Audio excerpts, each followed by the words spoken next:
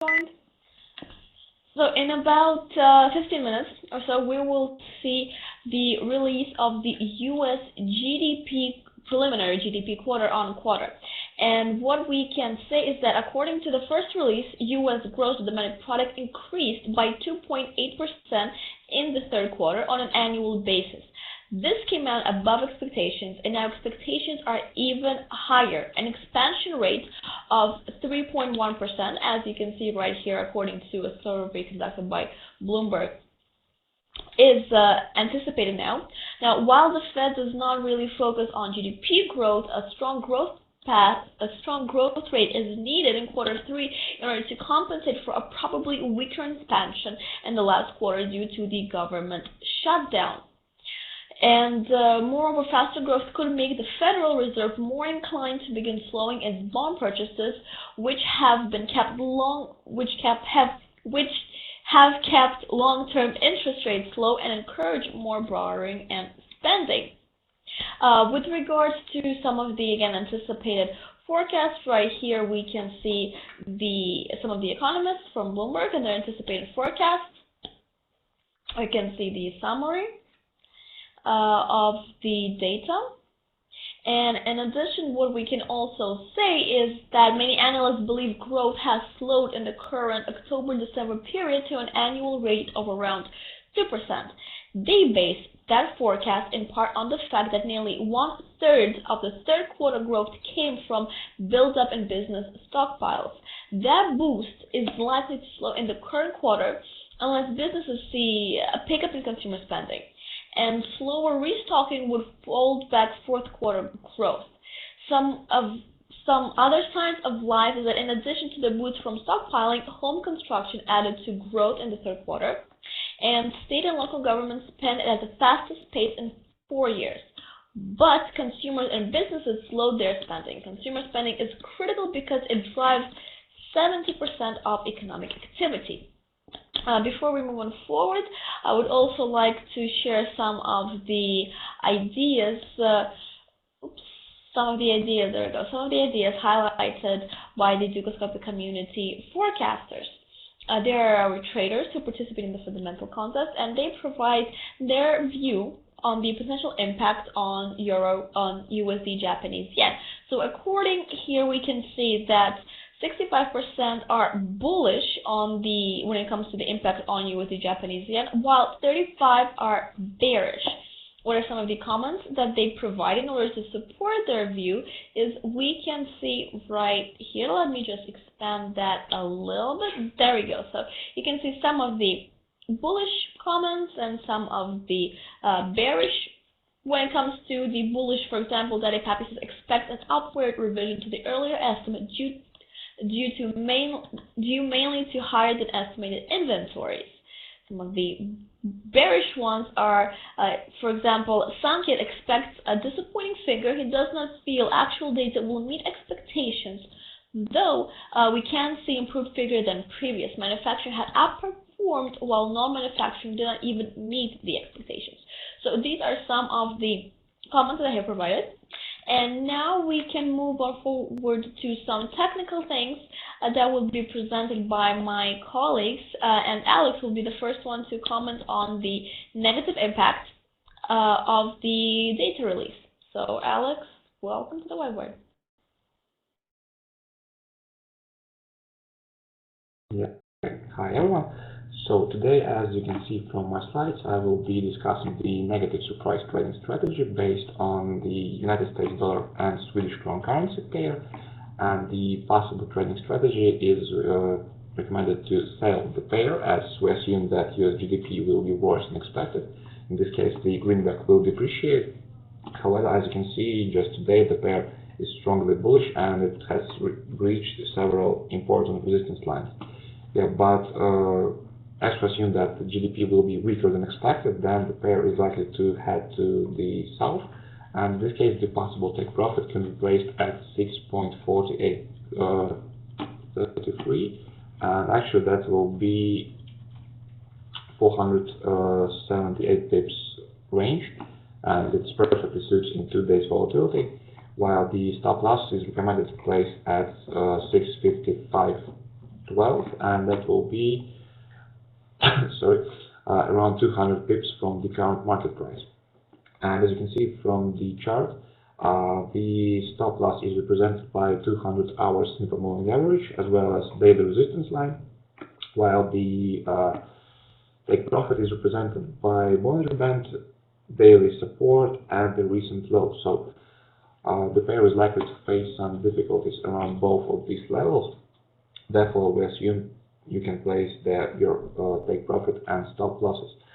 So as to the market sentiment, it's currently strongly bearish, as 70% of traders are holding short positions. Meanwhile, the Swedish krona is bought in the majority of all cases. Sorry. And speaking about the pending orders, they are likely to provide some support for the bears, as the majority of them is also placed to sell the pair. And the last but not least is that the fact that technical indicators on the daily and monthly chart are sending sell signals, meaning that in the longer time frame we can expect the pair to depreciate. And even though indicators on the hourly chart, for example, are sending neutral signal, I would like to pay your attention to stochastic indicator, which is already hovering in the zone which signals the market is overbought and hence sending sell signals. Yep, and let's have a look on the 1 minute chart, and actually, as you can see, the pair is trading in the boundaries of the channel up pattern, which was formed today. Yep. And in case the pair will continue appreciating, it will soon reach pattern's resistance at 653.65, and so that the appreciation will be limited by the upward trend line. While in case of the worst than expected data, the pair has the potential for some more than 100 pips depreciation, and therefore the movement to the south looks very probable. So once again, the possible trading strategy based on the negative surprise US GDP is based on the US dollar and Swedish krona currency pair, and the recommended entrance point is the market price, which is currently 6.5325, while the potential take profit could be placed at 648.33, while the stop loss can be placed at the 200-hour simple moving average and daily resistance at 655.12. Yep, and I guess that will be all from my side, and I'm giving the floor to Thomas to discuss the positive surprise trading strategy and have a look at market reaction. So welcome, Thomas. Now just let me rearrange stuff on the whiteboard, right? So first of all, dear guests, I hope you're having a great day. I will be talking about possible positive trading strategy, and this will be done on United States dollar Polish zloty. Well, first of all, because me and Alexander got a little bit bored on taking the usually Aussie, Japanese yen, Canadian dollar, and decided to go a little bit more interesting way today. So that's what we're going to be talking about. And general idea why I chose this pair is, first of all, that current market sentiment is strongly bullish. As you can see, 70% of traders holding the positions are long on it. Polish zloty is sold in 60% of all cases. Overall, attitude towards the one of the currencies is rather bearish, and United States dollar is bought in 57% of all cases. I guess if I recall correctly, this level regarding the United States dollar acquisitions across the board has been around 60% in the last week or so. Now let me try to share my screen and see what happens. So what you're going to see, hopefully in a few seconds, that was fast, is what you're seeing is United States dollar Polish zloty 1 minute chart with the key levels selected, and this marks what now, 13:20 GMT, this marks 30:30 GMT, and at the moment actually it is trading between the weekly S1 and the daily S1, so the two would be a great, let's say, short-term target, right? However, I suggest and think that our stop loss, of course, could be easily be at the weekly S1, and actually that would make perfect sense, as at the moment it is already 17 pips below the current market price. So let's say the loss level would be reasonable, if I can use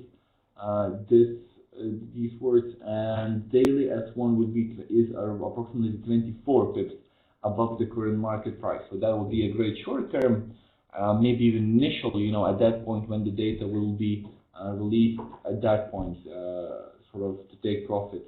But also another one, let's say for a medium term, could be medium to long term target could be around 55-day simple moving average, which you see right over here, which at the moment is around 55 to 60 pips above the current market price. So just to shortly recap, weekly S1 at 3.08221 would be a suggested stop loss.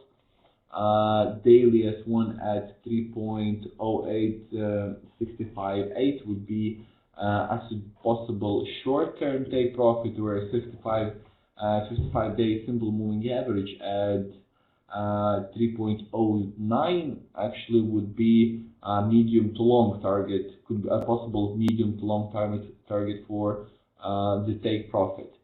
Now, what we're seeing in the technical indicators is you can see that in the most relevant horizons, 10 minutes to 1 hour, quite a few technicals will indicate trends, actually point at further depreciation of the pair. However, as I mentioned, they indicate the trends, where this, in my opinion, has very little to no impact on the, let's say, trading on these news, right? So maybe I would pay a little bit more attention to, let's say, a 30-minute chart, whereas our stochastic gives sort of minor support for the pair, indicating that it might be slightly oversold, right?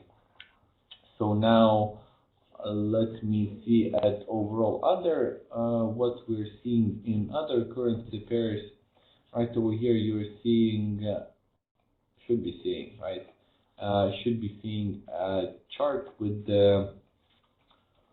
overall market sentiments across other currencies, which might give a reasonable understanding, reasonable view of what is going on in the market. As you can see, in quite a few, we can see we having actually rather mixed signals at this point, especially if we take a look into the lower part of the chart.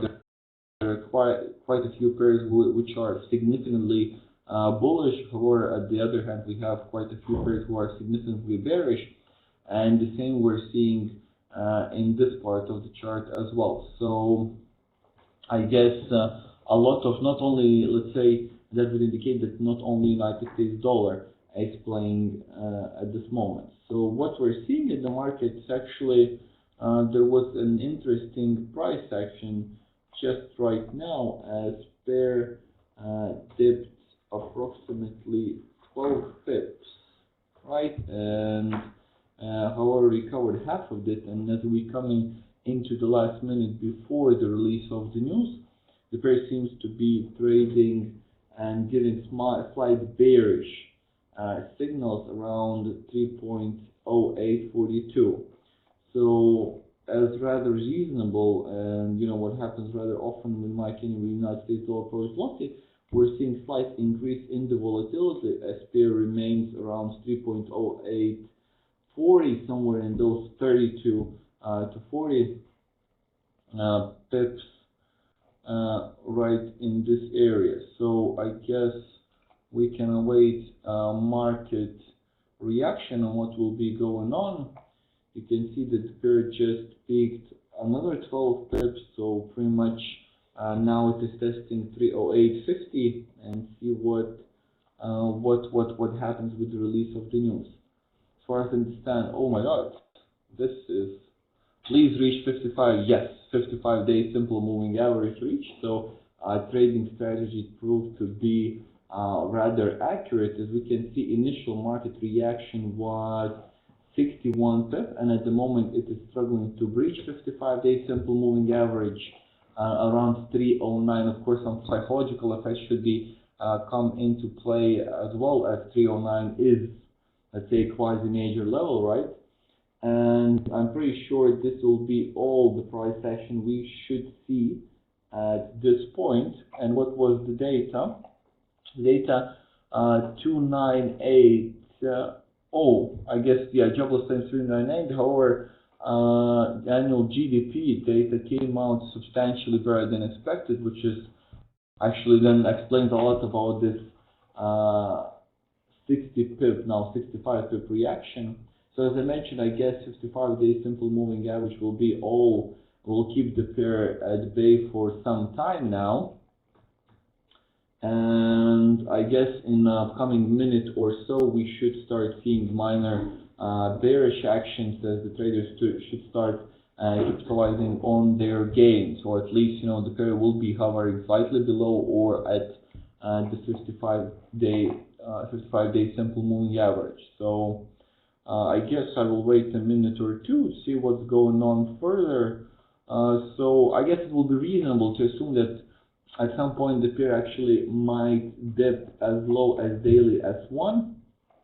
Right over here, when the traders capitalize on their gains, close their positions and leave, you know, pretty much take the cash which they made and see what happens. However, as we can see, 55-day simple moving average seems to be keeping the pair at bay, at depressed rather well. So, let's say the first impression, it seems that the pair is keen to trade sideways and hover around the 55-day simple moving average for some time. Let's say longer term, if for those who imagine that, you know, the pair can trade even further on that, so I guess it would be reasonable to look at the daily pivot point, so pretty much at area right over here. So that would be 3.0950. At the same time, at this point, we actually have downtrend resistance as well. If I can't recall correctly, I guess it is connecting the August and July highs, so substantial significant peaks, and therefore should work rather well as a key resistance.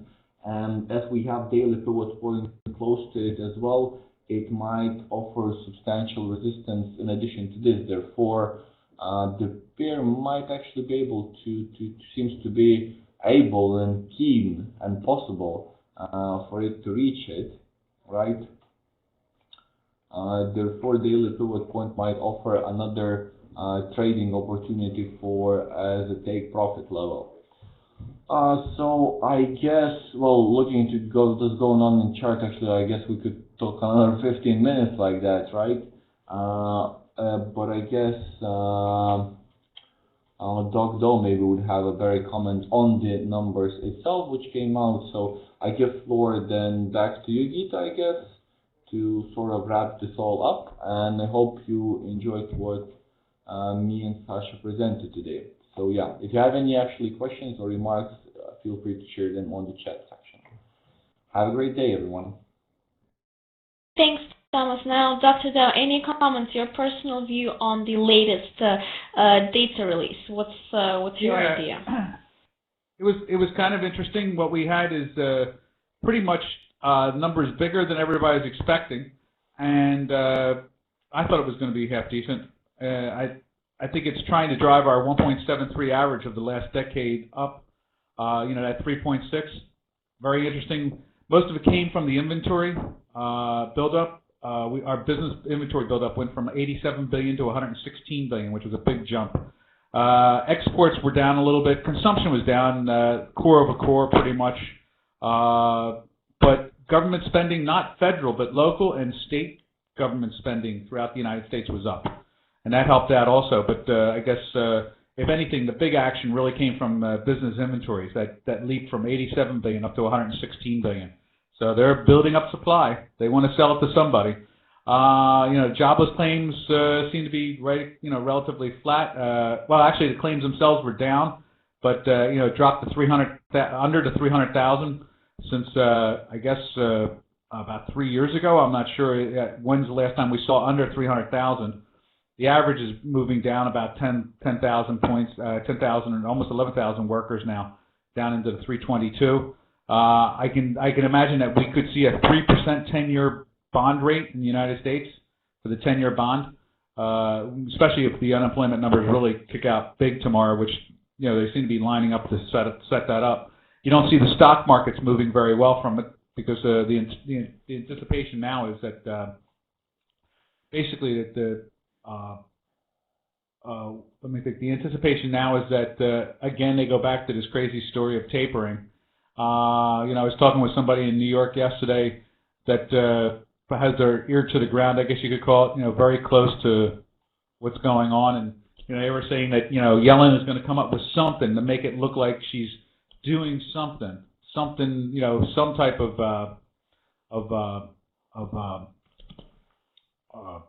some look like as if they're buying bonds, not buying as many bonds back.